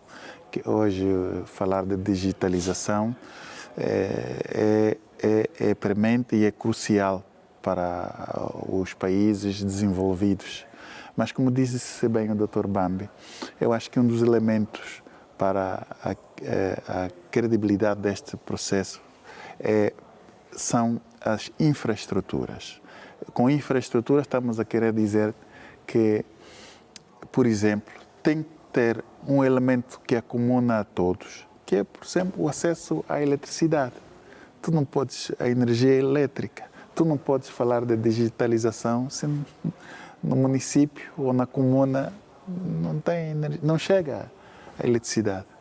Então, eu acho que a base disto, há uns elementos de base que nós temos que consolidar antes, porque de outra maneira nós vamos criar aqui uma discriminação entre os cidadãos de primeira e de segunda. E depois há uma tendência, houve-se alguns discursos que as pessoas precisam voltar às suas zonas de origem, mas se as pessoas nas suas zonas de origem não têm as condições mínimas, como é que as pessoas vão ser incentivadas a lá regressarem? Não tem como. Então temos que ter as condições de base, as infraestruturas de base, como a energia elétrica, para a concretização disso. E um outro elemento é, sempre o Dr. Bambi, é a questão da formação.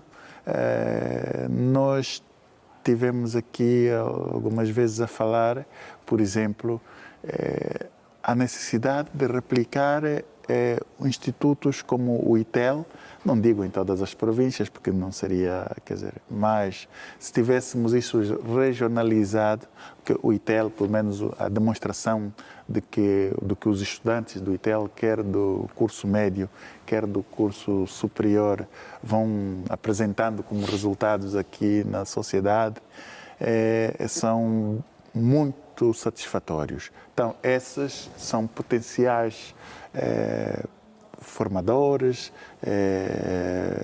trabalhadores em projetos dessa natureza, né? Quer dizer, porque são pessoas altamente com qualificações muito boas e que vão demonstrando resultados bons para isto. Então, se o ITEL tivesse pelo menos das 21 em 15 províncias, já seria muito bom, seria uma maneira de aqueles rapazes e raparigas que vivem em zonas longínquas poderem ter acesso também a esta aspiração de se formar numa área como é essa das tecnologias e das inovações tecnológicas. Não é? Agora que o Dr. Saavedra falou, por exemplo, na divisão político-administrativa, um princípio para todos esses aspectos, aquilo que chamam de discriminação positiva, seria nas recém-criadas províncias chegar em primeiro lugar a esse tipo de serviços para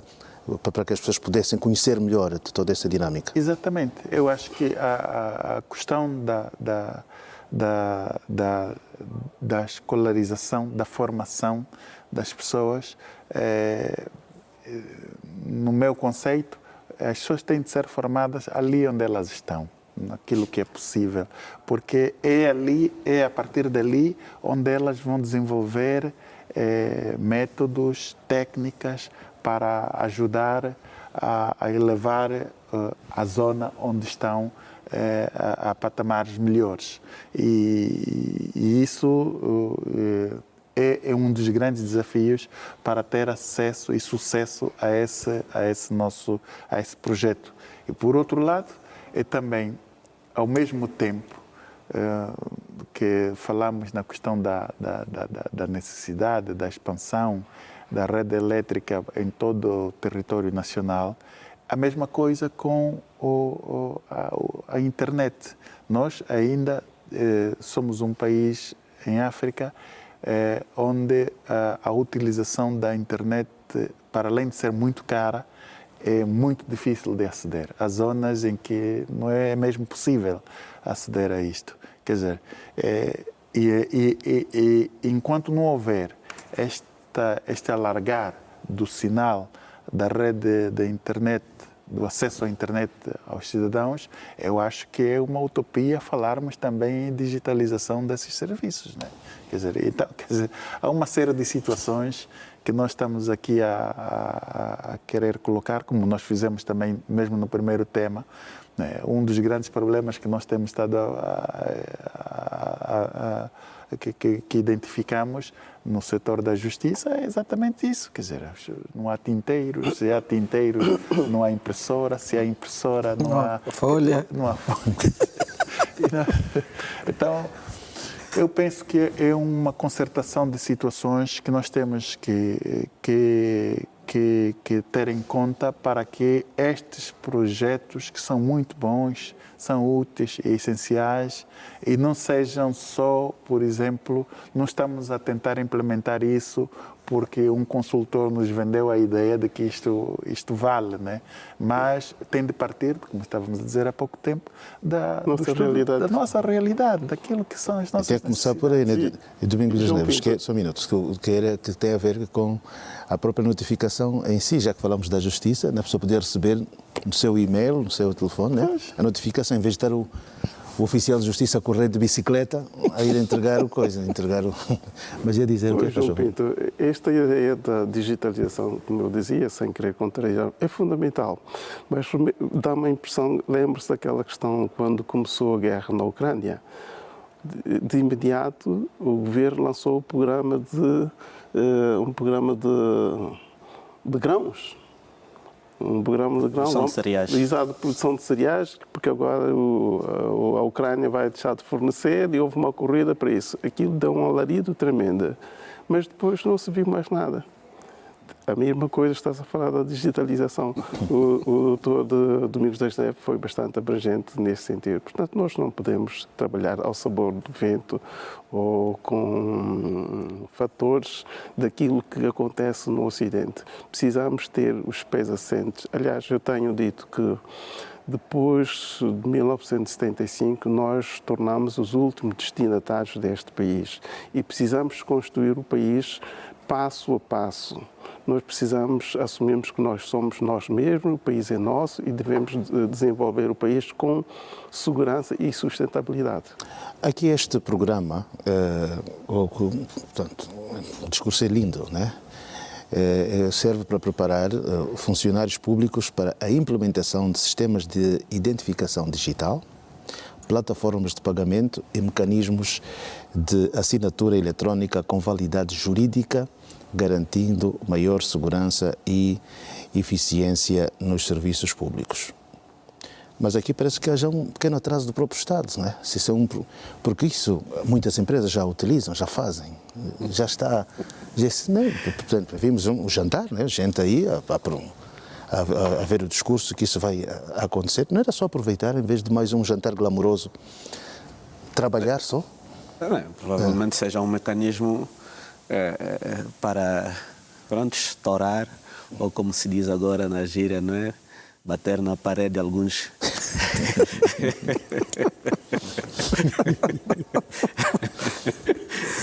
alguns milhões, porquanto, João disse muito bem... Eu conheço pessoas que já têm assinatura válida. Claro, né? Inclusive não só a empresa, até entidades individuais já usam esses serviços de assinaturas digitais, enfim. E o pagamento todos nós usamos. Muitos de nós usamos, mas pronto, talvez agora é que o Estado despertou e que... Para disseminar. Sim, para disseminar, provavelmente, porque agora a narrativa é promover a inclusão. Bem, estamos já a caminhar para o final. Vamos agora para números. Economista, Saveto, a apresentação do Produto Interno Bruto Provincial 2015-2024. Um serviço que Inetraz diz que é inovador para saber como é que a situação está a acontecer. Portanto, Zaire, Luanda e mais uma província Benguela. E Benguela, né, estão na pole position daqueles que mais contribuem. Segundo o próprio INE, né, Instituto Nacional de Estatística, ele diz que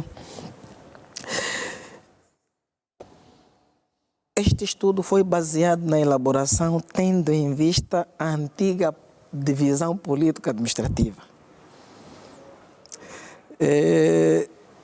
Aprovado pela Lei 18/16, de 17 de outubro. É o que foi espelhado segundo o INE.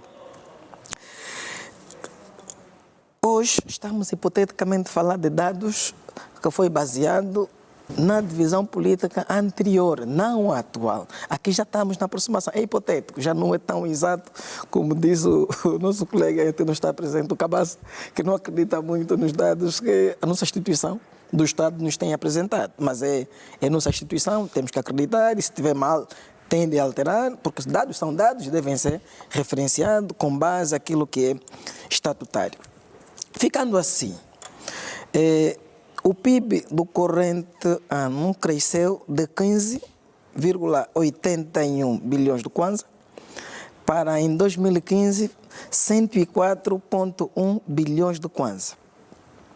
Luanda teve a referência de 32,29 bilhões de kwanza porque agregava e centralizava muitas outras coisas. Estou a falar até serviços. Na divisão político-administrativa, Luanda abrigava quase tudo, até o Icolibengo era Luanda. Mas hoje não.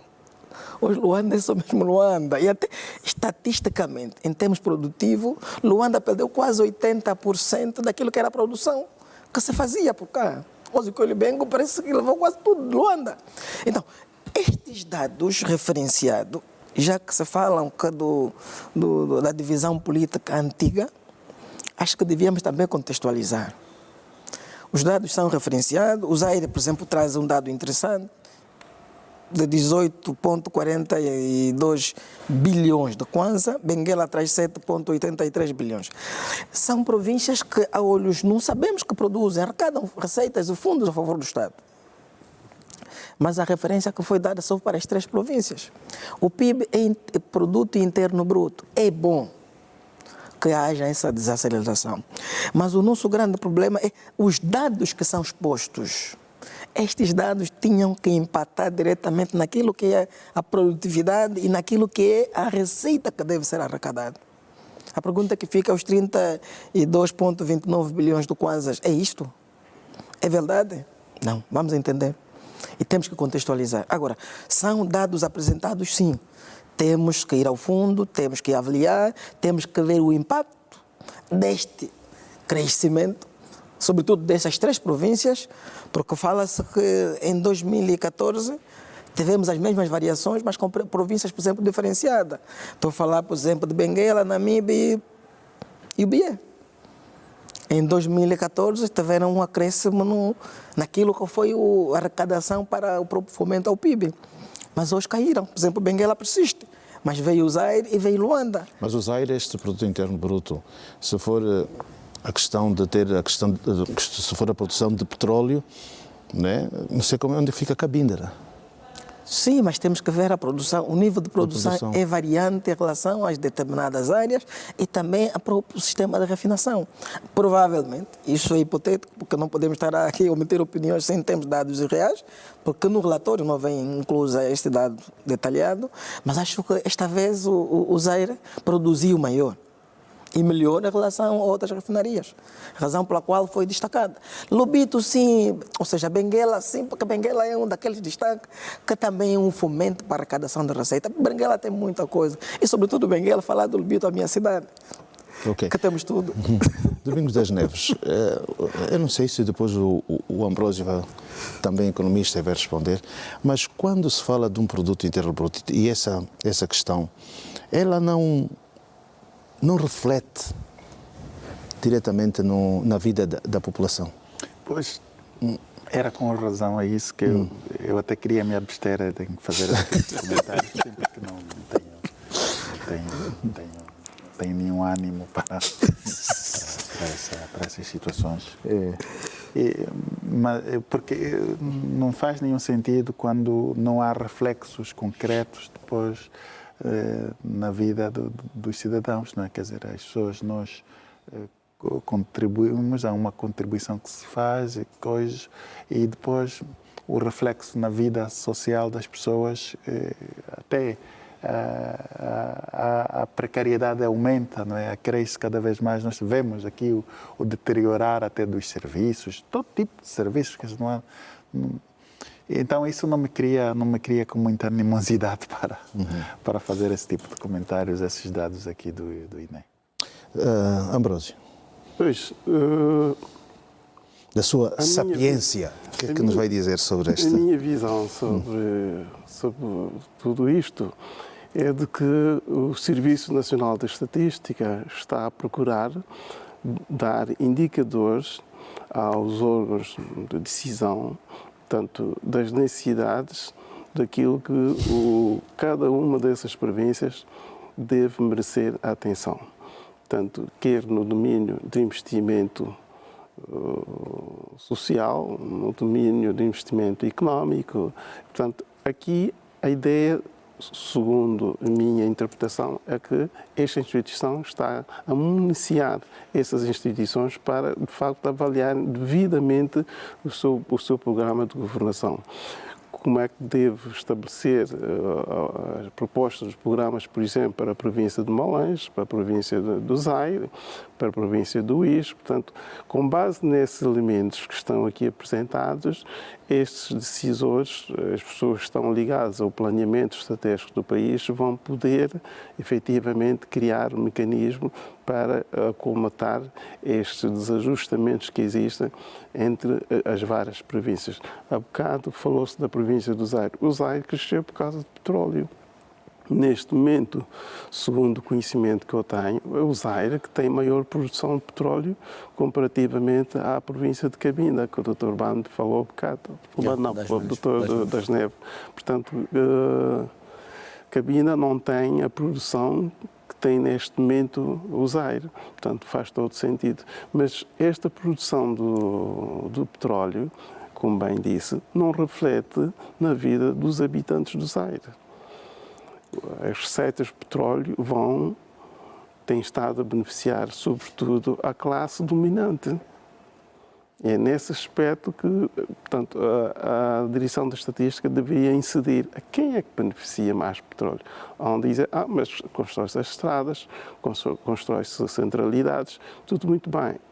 Mas há outros aspectos que estão subjacentes às necessidades de desenvolvimento e que são básicas, sobretudo naquelas pessoas, as pessoas com menos literacia, em que deveria incidir maior foco do Estado. Portanto, é fundamental que estas pessoas possam merecer uma maior atenção e creio que a Direção Nacional de Estatística faz muito bem em apresentar aqui províncias que têm um índice de desenvolvimento assustador, províncias que no passado já tiveram um crescimento e hoje estão...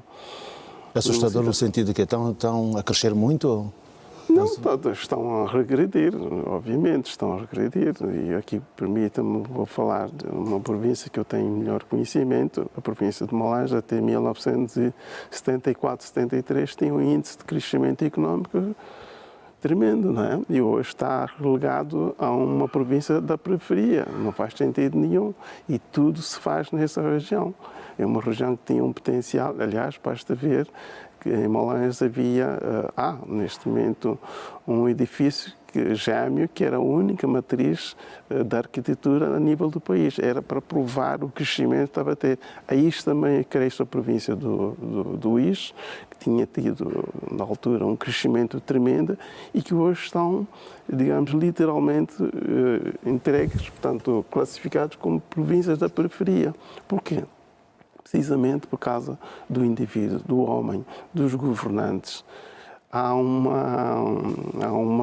comentários que dizem que Malange, por exemplo, está desta forma porque nem sempre os governantes que lá estão têm um conhecimento endógeno da realidade do país. São geralmente pessoas que, por vezes, têm uma cultura diferente e as pessoas não reagem. Ok, vamos avançar então, não vamos regionalizar. Sim, senhor. Ok, só um minuto aqui, se tivermos... Ainda não falou, que o tempo urge. Se de facto o produto interno bruto, ou BAMBI, é a medida da atividade económica que é utilizada para qualificar a produção de um país, calculado considerando o consumo privado e o consumo público, o investimento das empresas e as exportações líquidas. Como é que, portanto, o INE nos traz esse estudo, 2015-2024, são 9 anos, e trazendo-nos esta realidade? Bem, João, pronto, os colegas já disseram e Sabe mais ou menos qual é a pretensão de se dizer isso?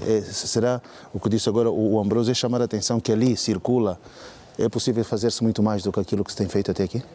Na verdade, os estudos estatísticos têm sempre como finalidade, não é, ajudar a tomada de decisão sobre as políticas públicas. E quando nós olhamos para os dados que nos são apresentados, eu pelo menos consigo dar nota de um aspecto muito importante. É que de um tempo a essa parte tornou-se moda o discurso da diversificação da economia em Angola. Mas os dados que o INE nos apresenta nos dão uma clara decepção de que a tão desejada diversificação da economia está muito longe de ocorrer. Não passa de uma retórica. Porque se ela de facto tivesse já bases sustentáveis, naturalmente teríamos assistido ao equilíbrio dos números, não é? Sobretudo com províncias potencialmente com um elevado potencial agrícola a tentarem ocupar lugares mais simpáticos em termos numéricos. Mas claro que os dados que nos apresentam não trazem, para mim, não trazem nada de novo, porque porquanto que as províncias com um crescimento em termos de produto interno bruto são desde já aquelas que nós conhecemos pelas razões, não é? Pelas particularidades que elas apresentam. Então era desejável que províncias da Angola profunda, que têm outras potencialidades, pudessem pelo menos perfilar aqui com um valor do crescimento que daria-nos a possibilidade de perceber que de facto estamos a crescer. Porquanto esse crescimento para mim é ilusório, não é assente nas mesmas províncias, com aquela discriminação que nós sobejamente conhecemos. Então, há necessidade de se mudar o paradigma, na medida em que as nossas províncias têm um elevado potencial e elas podem crescer de forma simétrica se de facto as políticas públicas forem muito bem gizadas. Por enquanto, nós estaremos a ter, não é, um país com um crescimento inclinado, o que de facto não resolve para a desejada sustentabilidade. Sim, mas João, é preciso entender que nós temos um PIB em Angola com um crescimento positivo. E precisamos entender, estamos a falar de 4,6%. É interessante, e até foi o relatório que apresentaram em 2025. Só que na prática, e é que vamos falar mesmo enquanto especialista na área econômica, todo o crescimento e desenvolvimento de uma nação tende a se repercutir na vida do cidadão com políticas acertadas e políticas viáveis, credíveis. Ou seja, o país está a crescer, está a se desenvolver, porque nada está parado no país, tudo funciona. Mas o grande problema é que a vida do cidadão ainda não é visivelmente ao nível daquilo que desejamos. Então, as políticas tinham que ser reviradas. Faz-se o levantamento daquelas províncias que mais produzem, que mais arrecadam fundo para o próprio Orçamento Geral do Estado. É interessante. Elas produzem, sim, arrecadam. Mas o grande problema é esta arrecadação das províncias, que disse bem o colega Bambi, tem algum potencial, tem recursos, é normal, mas devia se repercutir para aquelas províncias que também produzem pouco, porque não têm. E se tem valência, tem potencialidade em áreas não especificadas. Vou lhe dar exemplo. O ISP, por exemplo, era produtor de café por muitos anos e foi uma potência em África. Naquela altura não havia estrada suficiente como hoje, mas produzíamos escalas de valor e com volumes altos. Onde é que falhamos? Onde é que está o problema hoje? Então, fazemos inclusão deste crescimento a favor daquelas que também precisam reativá-las. A produção do peixe não entra em cena nesses? Também entra, mas temos que ver em que escala de valor, porque assim, toda a produção, nós temos que tirar os excedentes daquilo que são os recursos e aquilo que se pode produzir aonde realmente queremos levar. Não devem ser as mesmas, para não parecer discriminatória, né? As mesmas a ascenderem, porque o PIB é para todos, a projeção é isso. Para o próximo ano, vamos, por exemplo, este ano diz-se que dentro do Orçamento Geral do Estado, investiu-se muito para aquelas províncias que foram alteradas agora, por exemplo, na divisão política-administrativa. Estamos a falar de Mochiculés, estamos a falar de Colibengo, estamos a falar de Mavinga, porque tem infraestruturas que devem ser agora implementadas. Mas pergunta, que arrecadação essas províncias, por exemplo, já dão a favor do Estado? Ainda não tem visibilidade, mas há que criarmos condições para amanhã depois vermos o impacto daquilo que vai ser investimento. Repito, as políticas, o crescimento e o desenvolvimento, se não se repercutir na vida do cidadão, esse crescimento ainda é nulo, é falácia, é fictício. Nós queremos a prática disso. O país está a crescer sim, porque tem políticas acertadas, temos economia equilibrada, temos um sistema monetário e cambial a nível daquilo que podia ser a abertura para o nosso mercado. Depois também temos preços justos. Temos quê? Se haver políticas acertadas, viáveis e credíveis, teremos até preços justos. Teremos. Eu estou a dizer na perspectiva do vir a ser. Teremos. Do vir a ser. Eu penso, e falo aqui, eu acredito no futuro, mas o futuro devia envolver todos. Todos nós temos que estar envolvidos. Não, João, não, é só para... O meu professor de Economia de Desenvolvimento nos dizia que o produto interno bruto de um país é visível quando morre pouca gente.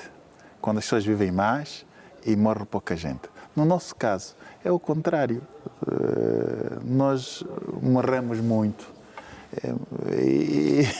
Portanto, é um contrassenso ter um produto interno bruto a crescer se as pessoas continuam a morrer e como morrem, não é? Só isso. Ok, vamos então, estamos a chegar ao fim. Nas conclusões, se olharmos um pouco para todo este processo e se pretende dar um up, nós estamos agora, portanto, neste processo de diversificação da economia anunciado desde 2017, 2018. Hoje vemos os números, o INE está afoito em apresentar-nos agora sempre projeções provinciais, se calhar daí surjam outras ideias para um todo nacional. Miguel Ambrósio, portanto, esta perspectiva económica que se pretende, e hoje com uma conjuntura internacional também um pouco delicada, né? Diga-se de passagem, um país que importa tudo, como é que nós devemos olhar, não só para os números, mas sobretudo para um desenvolvimento harmonioso e sem, como se chama aquilo, em que todos estejam engajados como tal.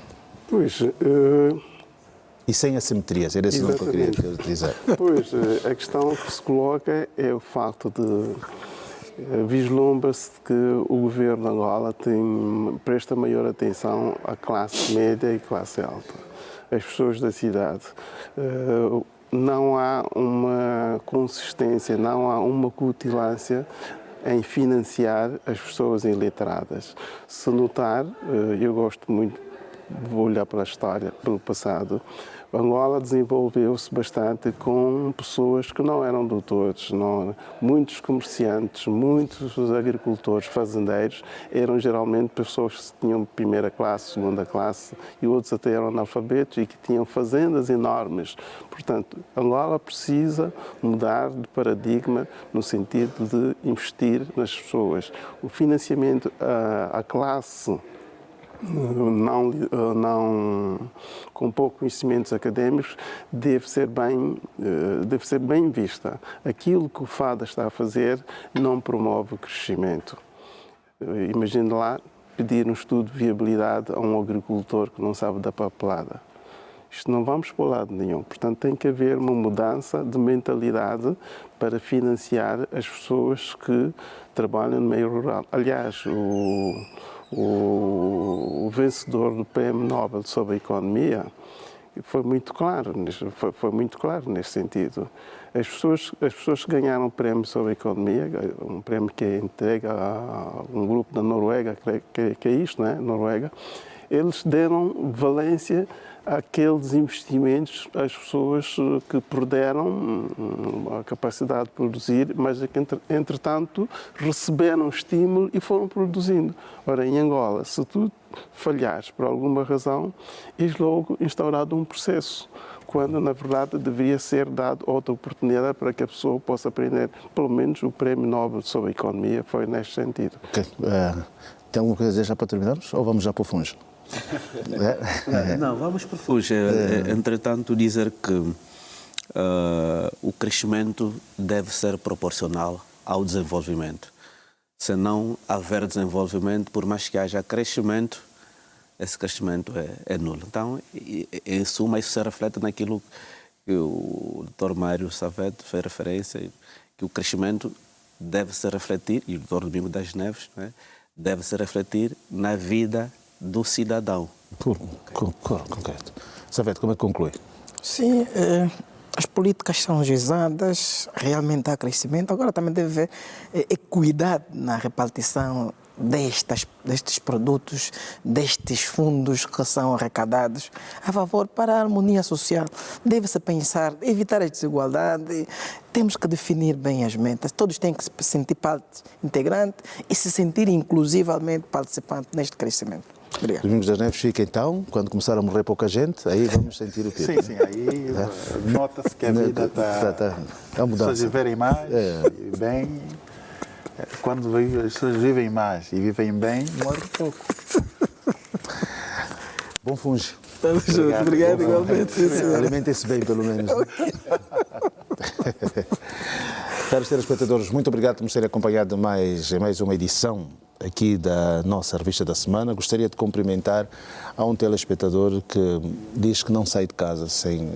Não sei se hoje, com falta de energia, está a ver, mas é o Mulaza. Um grande abraço para si e contamos consigo sempre. E todos os outros que por esta Angola esperam sábado para ouvirem aqui os meus ilustres convidados. Olha aí, permita-me, Feliz Dia da Mulher amanhã. É verdade. Pois, vamos mandar felicitar todas as mulheres angolanas por antecipação, não é? Uma vez que amanhã é o Dia das Mulheres. E comprei rosas, hein? As mulheres têm sido aquelas pessoas que... Não é preciso falar muito, estamos sem tempo. O produto interno devia chegar também com... Com negócio. o negócio das flores. Até a próxima semana, caros Obrigado. telespectadores. Obrigado.